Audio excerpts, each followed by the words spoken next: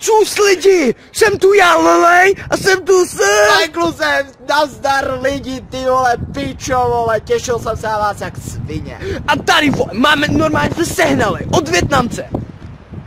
Jo, počkejte. Jo, dobré.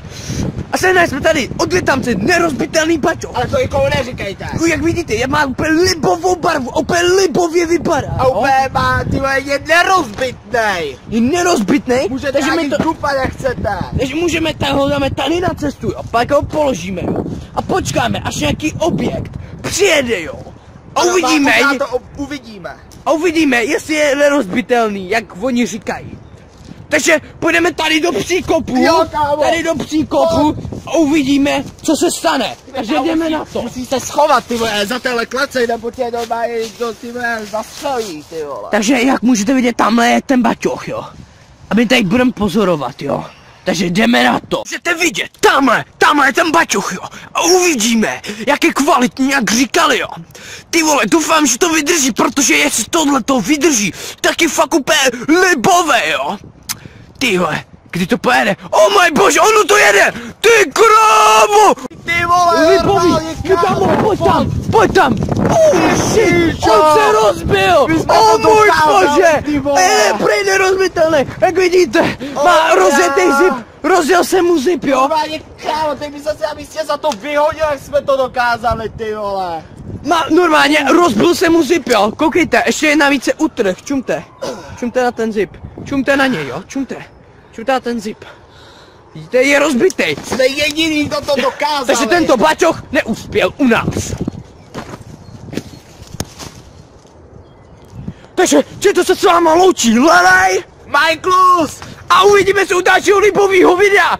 Nazdar!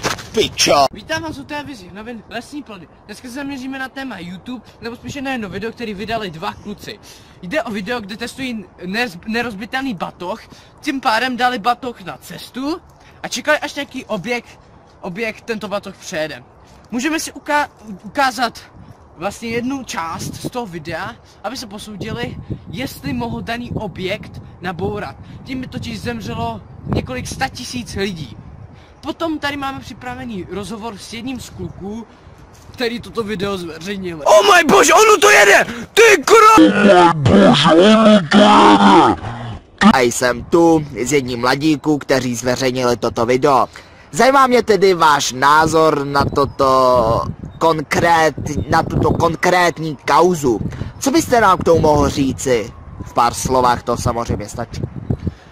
Takže já si myslím, že je to opravdu hloupost, tady vlastně lidi říkají. My jsme prostě udělali takový crash test, nebo jak bych tomu měl říkat, a prostě my jsme dali prostě baťoch na tu zem, že jo. A chtěli jsme vyzkoušet, jestli ten baťoch je opravdu nerozbitný, jak říkali v té reklamě. Jak jste mohli vidět, tak ten baťoch se rozbil. Chtěli jsme prostě udělat pro lidi recenzi, jak ten baťoch je vlastně kvalitní. Dobře, děkujeme. A co byste řekl k tomu, že vás spoustu lidí za toto teď odsuzuje, jako v případě z toho, jak se hodili petardu do autobusu? Já si myslím, že to je opravdu hloupost, protože to video jsme dělali pro lidi. Utratili jsme peníze kvůli lidem.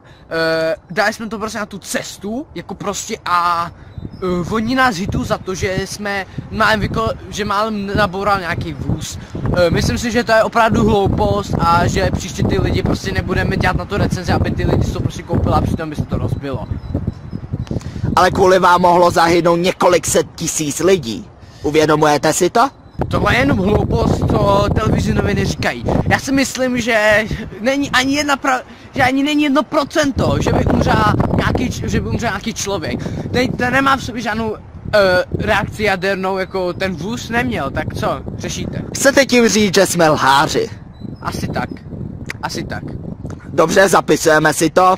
Vokurka, televize Lesních plodů. Tyhle, oh my god, bacha, ty krávo!